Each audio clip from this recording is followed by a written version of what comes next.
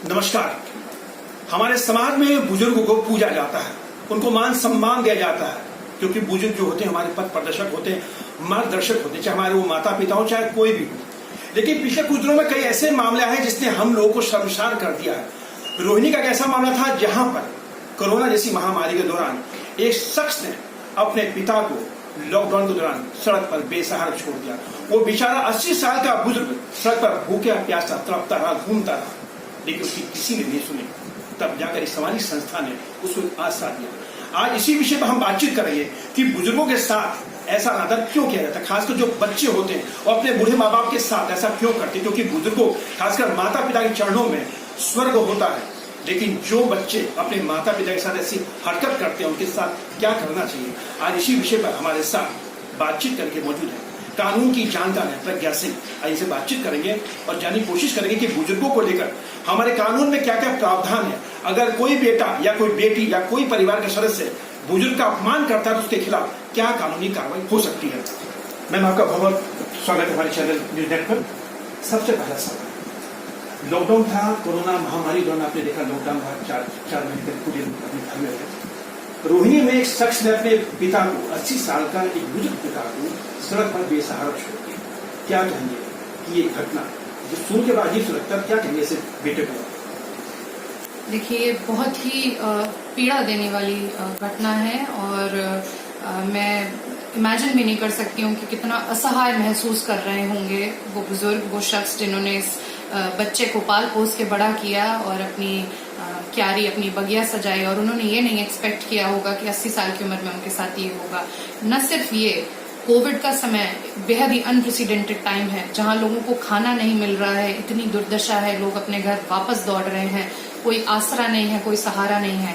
ऐसे में यदि बच्चे को घर से, बुजुर्ग को घर से बाहर निकाला जा रहा है और वो भी कोई इधर उधर का नहीं, आपके अपने पिता, तो मुझे लगता है कि ये बेहद ही घृणित एक्ट है। और न सिर्फ ये एक जघन्य अपराध है कानून की नजर में भी। यहाँ पर सीरियस पीनल प्रोविजंस अट्रैक्ट हो सकते हैं और एक ये क्रिमिनल ऑफेंस है 2007 के एक्ट के माध्यम से। इसमें क्या क्या प्रावधान किया? अगर कोई बेटा या बेटी या कोई परिवार का सदस्य अपने बुजुर्ग पिता के साथ या किसी के साथ अगर कोई ऐसा हरकत करता तो क्या सजा है, क्या कानून में क्या प्रावधान है इसका? देखिए, 2007 में एक एक्ट आया था, welfare and maintenance of parents and senior citizen act. इस एक्ट के हिसाब से कानून की पेनल्टी ये है कि यदि आपने प्रताड़ित किया है अपने बुजुर्गों को या आपने उनको घर के बाहर निकाल दिया है, चाहे वो बहू हो, चाहे बेटी हो, चाहे बेटा हो, चाहे ग्रैंड पेरेंट्स और ग्रैंड चिल्ड्रन हो या कोई भी रिश्तेदार, अगर इन्होंने बुजुर्ग पेरेंट्स को, यानी कि जो सीनियर सिटीजन है, 60 साल के ऊपर की उम्र वाले, यदि इनको घर के बाहर निकाल दिया गया है, तो ऐसे में इनका दायित्व ये बनेगा कि ये सीनियर सिटीजन जाएं अपने नियरेस्ट थाने में और कंप्लेन कराएं और ये अपने नियरेस्ट वहां पे अप्रोच करेंगे सीनियर सिटीजन कोर्ट में, और वहां पर 3 से 6 महीने की जेल होगी जिन्होंने ऐसा किया है, यदि ये एस्टैब्लिश हो जाता है। न सिर्फ ये अमेंडमेंट और संशोधन जो आया है इस कानून में, उसके हिसाब से 2019 के संशोधन के हिसाब से इनके ऊपर कोई अपर लिमिट नहीं है पेनल्टी की। इनको काफी ज्यादा पैसा देना पड़ सकता है। न सिर्फ ये, इनको पर मंथ अपने फादर को मेंटेनेंस भी देना पड़ेगा।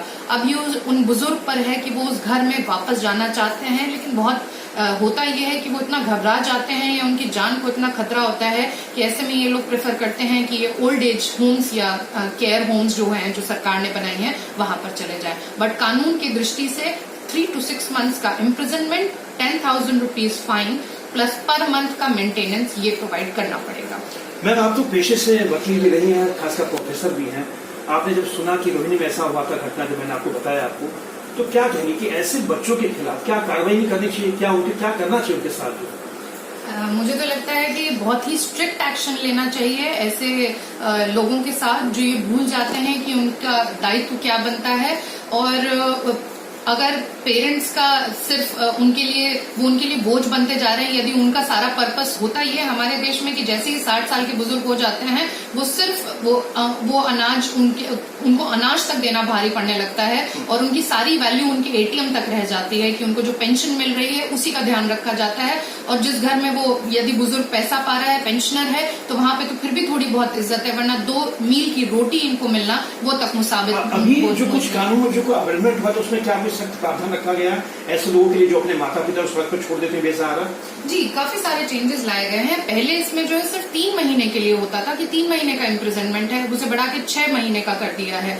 न सिर्फ ये, पहले जो है बहुत ही लिमिटेड कैटेगरी के लोग थे जिसमें सिर्फ बेटा बेटी या उनके बेटा बेटी आ सकते थे, यानी नाती और पोते आ सकते थे, सिर्फ इन्हीं लोगों को पार्टी कर सकते थे। अब कोर्ट ने ये बोला है कि यदि किसी बुजुर्ग को घर के बाहर निकाला जाता है, मारा पीटा जाता है, तो ऐसे में न सिर्फ जिम्मेदारी घर के जो है बेटे बेटी नाती पोतों की, बट उनकी भी है जिनको यदि इन बुजुर्ग ने अडॉप्ट किया है, या रिश्तेदारों की, चाचा चाची मामी, इन लोगों की भी जिम्मेदारी। यदि उन्हें पता है कि घर में कोई बुजुर्ग है जिसके साथ अच्छी चीजें नहीं घटित हो रही हैं, तो वो अपनी जिम्मेदारी से पीछे नहीं हट सकते हैं कि मेरा इनसे क्या लेना देना है। यदि कोर्ट को मुनासिब लगेगा तो वो उनको भी पार्टी बनाएंगे और उनको नोटिस भेजेंगे कि आपकी भी जिम्मेदारी, आप इनका ख्याल रखिए। आप तो पेशे से प्रोफेसर हैं, बच्चों पढ़ाती हैं, तो क्या कहेंगे कि समाज में जो माता पिता हमें पालते हैं, पोसते हैं, क्या इसी दिन के लिए कि हम कुछ वक्त पे बेसहारा छोड़ दें?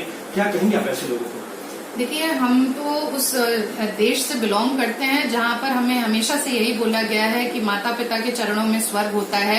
और गणेश जी ने भी जो है बोला था कि जब पहले बोला गया था कि आप पूरे ब्रह्मांड का चक्कर लगाए, तो वहां पे गणेश जी ने अपने माता पिता का एक चक्कर लगाया था और कहा था कि यही मेरी दुनिया है, यही मेरी दुनिया धरती है और इन्हीं का ही मैं एक चक्कर लगा लूं तो वहां पे मेरा पर्पस पूरा हो जाएगा।